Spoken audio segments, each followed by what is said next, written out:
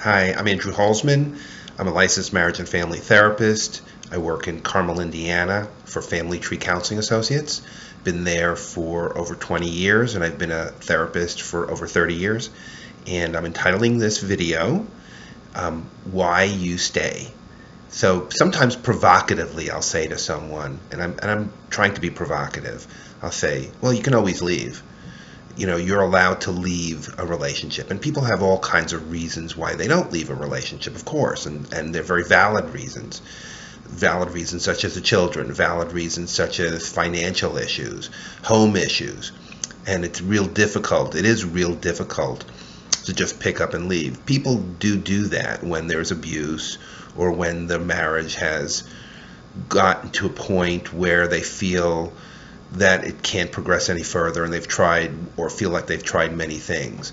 So someone will come in and they'll talk about their spouse, they'll talk about their relationship in ways that sound very much like they're a victim. They sound very much in pain from the relationship. So that's when I will, like I said, provocatively say, well, you can leave. It is allowed. And like I said, they'll have excuses. They'll have reasons they won't. Well, if I didn't have children, well, there are people who don't have children and been married and have good incomes, and they don't leave anyway.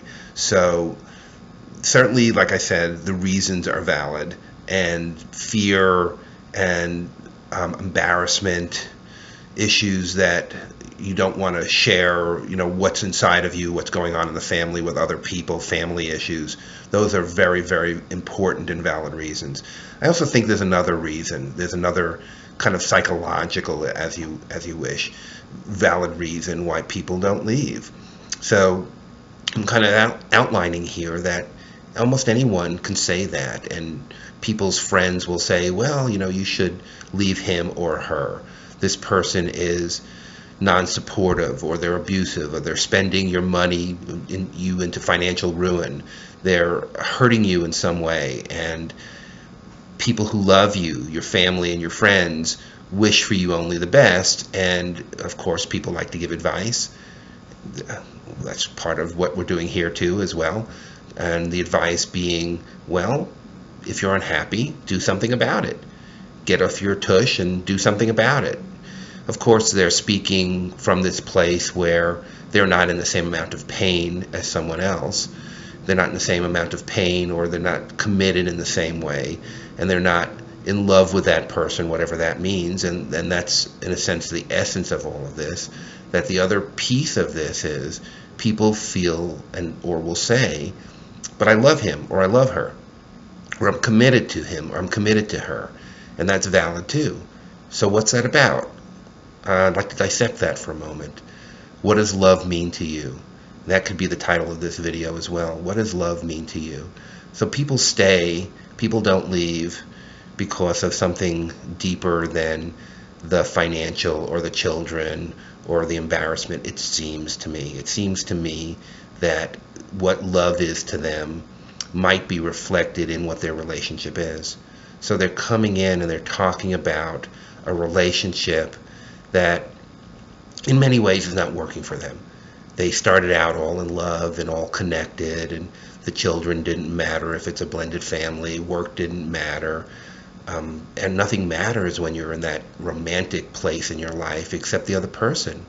Your brain chemistry changes, your attitude changes, you feel wonderful, you feel so connected, and everyone, I think, misses that when that fades away or isn't as powerful as it once was. And so when that does fade away, and the reality of the situation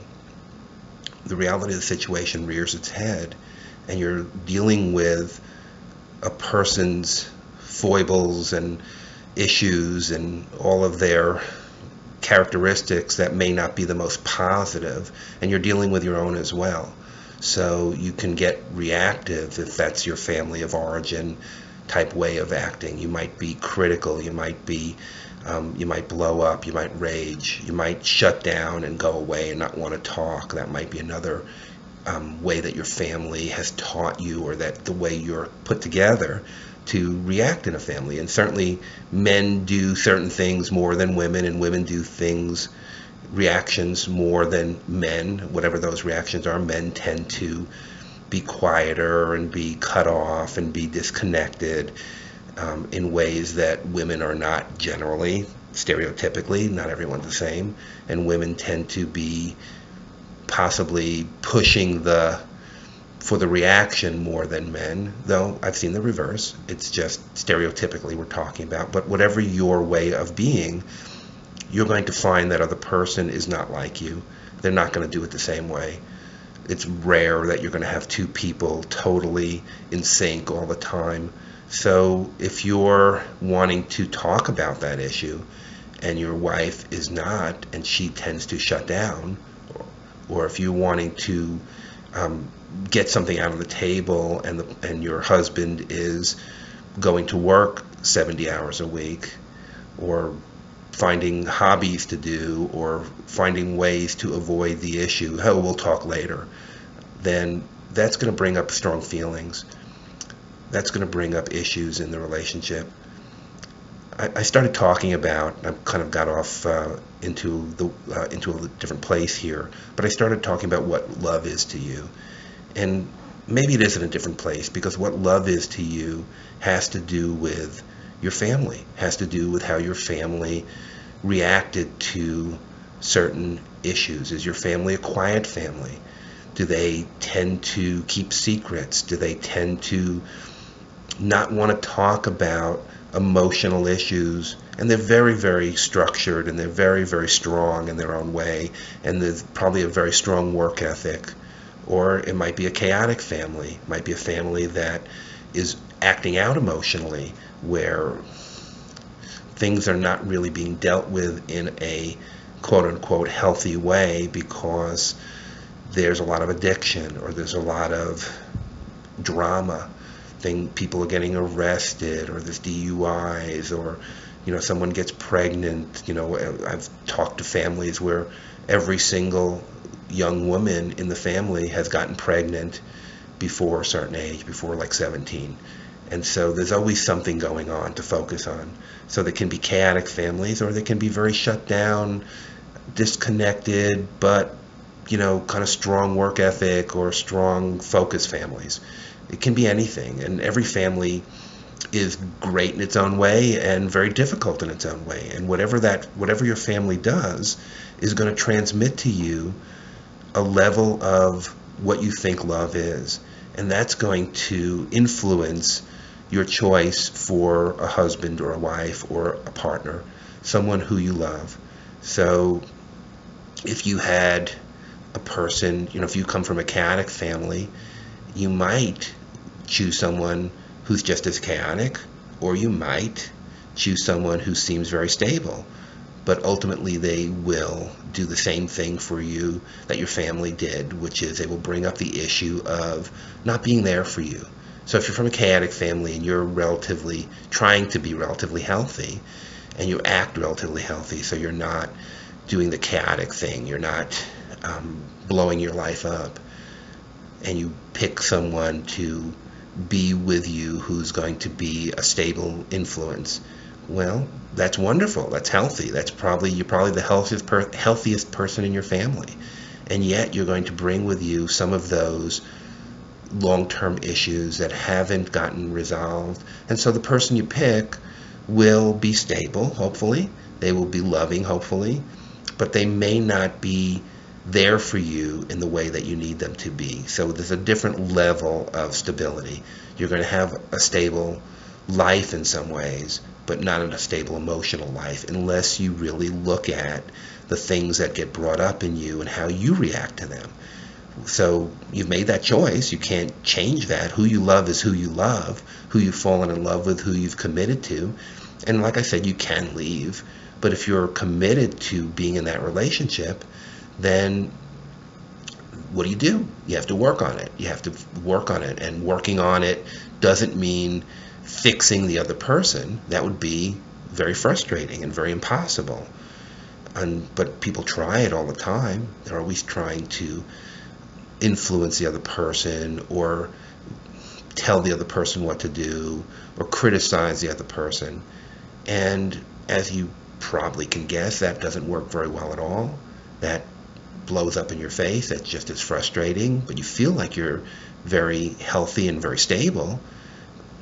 Unfortunately, you're not paying attention to how you might be lighting a fuse in this relationship, how you might be changing the whole outcome of how things work, because you're an influence too, and you're affecting that person, and they also have come from whatever family they've come from, and bringing their baggage and bringing their issues into the relationship.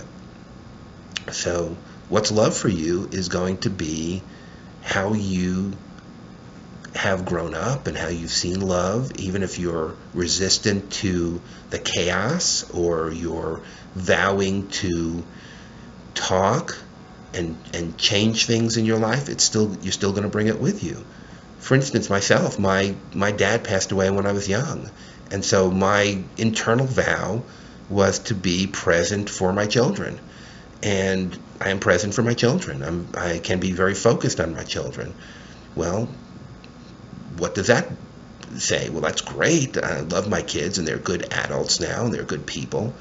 But it certainly had affected the relationship, because there were times when I was too focused on the family and not focused on the relationship with my wife. And she would feel her feelings about not being as special.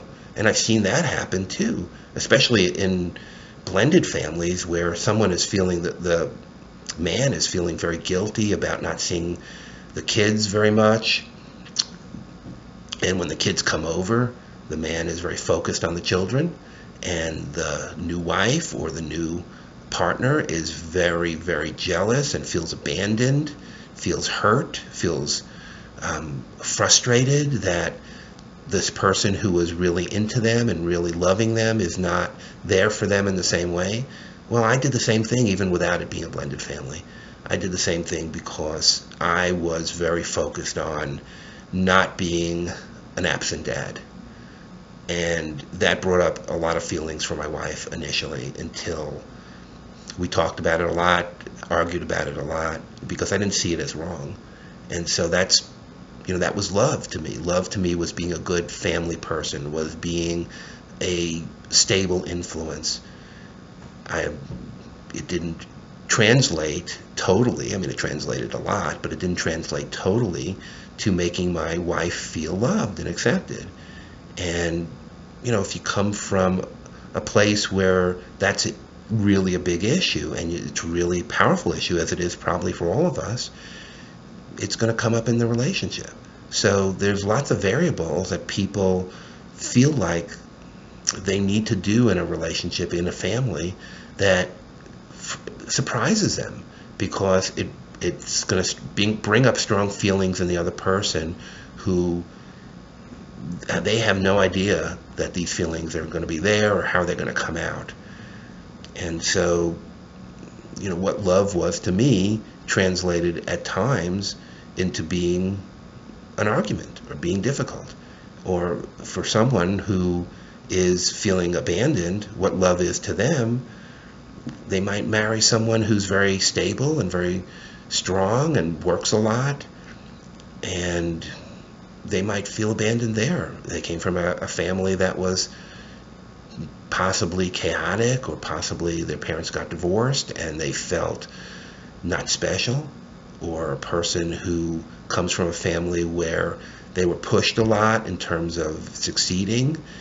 If their spouse doesn't always give them kudos, always give them validation, they might feel very criticized and judged, and that's going to bring up strong feelings too. So it can go many different ways. You're going to feel something in the relationship. But again, in that family where the person was pushed and was expected to be the sports star or the brain, they're going to want that validation. They're going to want that thing that they got, that issue that isn't resolved, but that feeling that they got in their family. And they're going to pick someone and somehow disappoint that person, because that person may need emotional validation and they're not able to give it. So they're not giving it, they're wanting it. They're wanting to not be lost in the relationship, so they're doing what they've always learned to do, which is to succeed, and they may get criticized for it, even though it's a good thing, even though it's a positive thing to work, to make money, to be, supporting the family. That other person is going to feel left out and lost. It's kind of the same issue, and so then the person feels criticized, and what do they do when they're being judged and they're being criticized for doing what they think is right? And that brings up all kinds of feelings. And if you're too narcissistic, if you're too focused on what you're doing is the right thing and not insightful enough to see that there are other feelings going on here, other issues going on, you're going to be pretty rigid, and you're going to block that emotional support from the other person, or that expression from the other person. So it's going to come out as criticism a lot of the time, because they're going to be very frustrated. They're going to keep on banging on this wall saying, hey, kind of pay attention to me, pay emotional attention to me. And if you're not able to, then that creates issues for that person as well. So, and then you get criticized, and then you get judged, and then what do you do with being criticized and judged for doing what you think is the right thing? Well, sometimes people shut down, and that just kind of perpetuates the problem. So love, this is very, very basic in some ways, but love for all of us is different, and how we see love and how we interpret love and what love is to us, and what we pick is going to be love, is going to be how we see love. And it's not always what we think of as in the movies or in the songs. It's going to be touching our inner issues that we need to resolve. And if we're rigid, and if we're over serious, and we're undifferentiated, and we're too narcissistic, a lot of words, we are not going to see it, and we're not going to succeed in getting the love that we want. We're trying to get the love that we want. We're trying to break through some of the issues and some of the walls. So if we were raised in a very structured household, we probably pick someone who's going to help us work through that. If we came in from a very abandoning or chaotic household, we're picking someone to help us work it through. The idea is to let that flow over us. Pay attention to those feelings. Be able to talk about them in ways that we haven't talked about them before, so things get resolved. Thank you for listening. My name is Andy Holzman. I'm a licensed marriage and family therapist. You can reach me at 317-457-8668 or A. Holzman, HOLZMAN 2 at Comcast.net. Thank you for listening again, and I'll talk to you again soon. Bye.